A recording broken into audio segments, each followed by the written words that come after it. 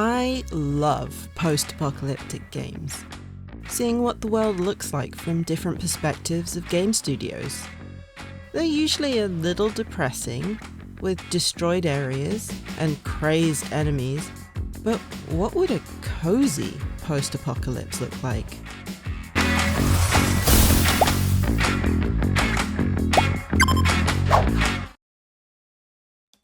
Critter Cove was released in September 2024, developed and published by Gentleman Rat Studios. It has overwhelmingly positive reviews on Steam, with people loving the Animal Crossing nostalgia it gave them, the in-depth character creation, and lack of combat. The negative reviews thought it was a little limited with things to do, and how disastrously unfinished it was for a newly released game. It has a great art style, cartoony without being too simplistic, with interesting areas to explore, both on and off the island. It definitely has an Animal Crossing feel, but also Wind Waker, and a few other games I can't quite put my finger on.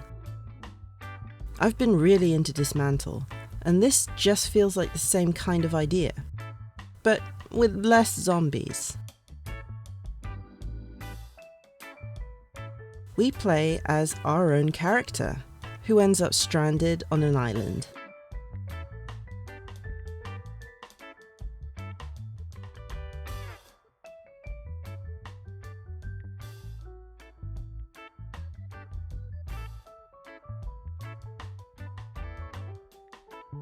I just want to highlight how in-depth the character creation is.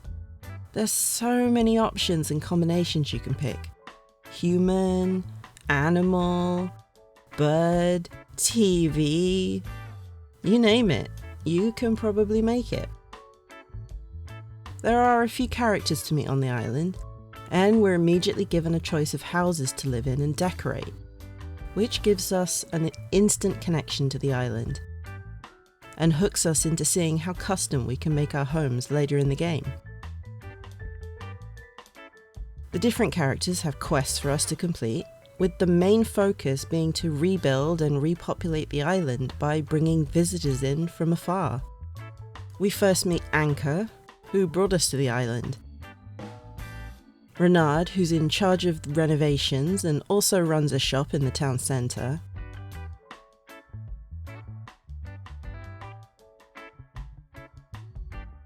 Sammy, who's another castaway new to the island.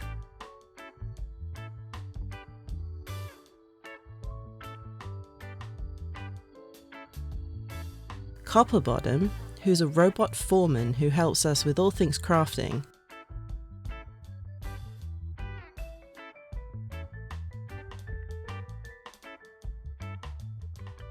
And, Pokey, a grumpy who lives on the beach and is only here to make us appreciate the characters even more.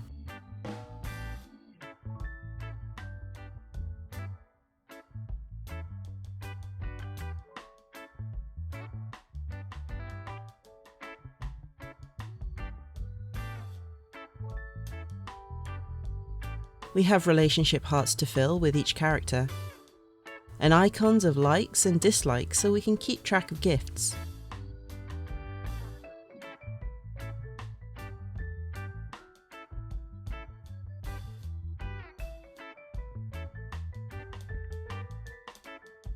Immediately, the game hooked me with the art style and how easy it was to run around exploring and gathering resources. We need certain tools to dismantle different items, and we can just gather smaller pieces we find lying around. The post-apocalypse aspect wasn't overly present or depressing, and it just felt like we were on a desert island. Until we get a quest to explore the ocean floor. Suddenly, there's an entire drowned old world exposed to us, with different stories and tech to collect. But it's still not depressing, more intriguing.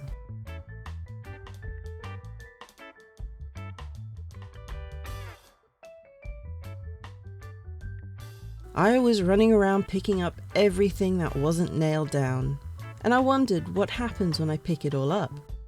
How will the resources replenish? Then it started raining, and a message popped up that there had been a storm that washed up resources onto the island. It's a tiny detail they didn't have to include, but I love that they did it this way.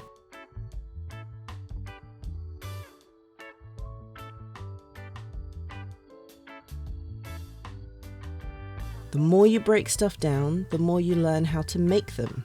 So destroying a certain amount of lampposts will enable us to craft our own and place them around the town. Another thing I'm grateful for is shared inventory.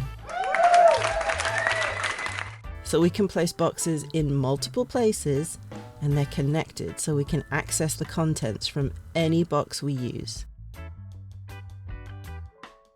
We're given a few quests to complete before we can make our first set of tools and workbenches, but they don't go on too long and you don't feel like you're being made to run around pointlessly before you're allowed to freely explore. Once the workbenches are unlocked, we suddenly have a whole world of crafting opened up to us, and on top of all the exploring, it can be done at our own pace.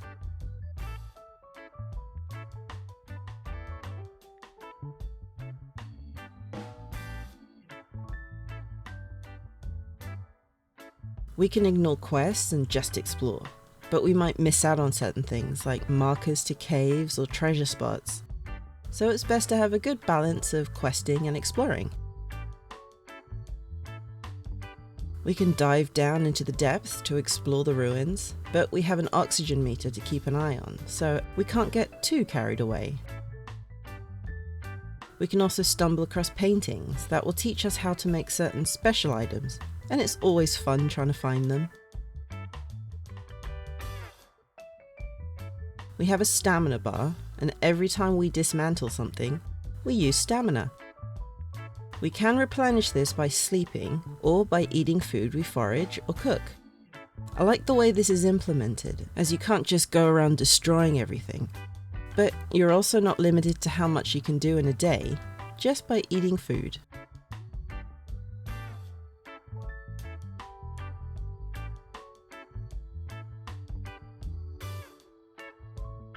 There's not a lot of effort needed for this game. It's cozy after all. The most we have to keep an eye on is our stamina and oxygen gauges, but aside from that, we're pretty free to run around as much as we want. The quests aren't hard, and the island is small enough that you won't be overwhelmed and get lost, but still has enough to keep you busy exploring. Collecting resources and crafting is fun and straightforward, with guides helping you find what you need in order to make what you want. The cooking is low risk too, with the ability to experiment with different food combinations to create something new or more complex. Some crafting takes real time to complete, and how long each task takes differs from item to item. This makes you want to plan ahead and set up a workbench to craft a stack of items before you head out for the day. Exploration is fairly easy to do, and we have a detailed map to refer to if we get lost or just need to check waypoints. I found myself just running around picking up sticks, dismantling items, and exploring for ages. I think I might have a problem, but it's such a good game to just relax with. You can follow the quest lines or just try to collect as much as you can before the next storm. The only things you have to keep an eye on are stamina and oxygen when swimming, but those last quite long and don't have dire consequences if you accidentally let them run low.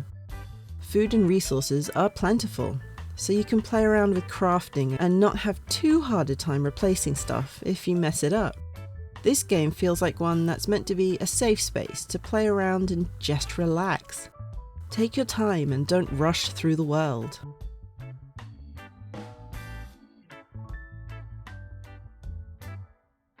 Critter Cove is a cozy gem that takes the post-apocalypse theme and makes it less intimidating. The characters are fun to interact with, the world is great to look at and explore. The amount of stuff you can do can feel limited after a while, and there's only so much you can craft or gather before you can get bored. After inviting more characters onto the island to open stores, it still might not be enough for some people, and they might even lose interest before getting to that point. I like the fact that there's the above water and below water worlds to look around, and that there are caves and secret areas to explore. But once you've spent a while looking everywhere, it might get old fast. It's also a little buggy in places, which is a shame, but is kind of the norm these days, and none of them are game breaking.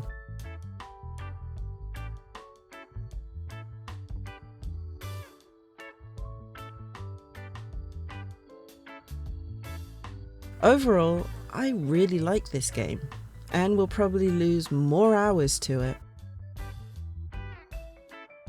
So why not take a look for yourself and dive right in?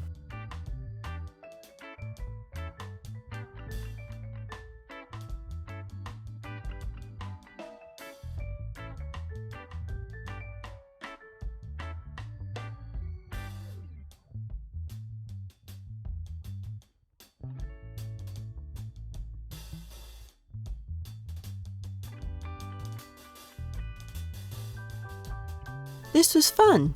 Let's do it again sometime. And if you like what you saw, don't forget to subscribe and leave a like down below.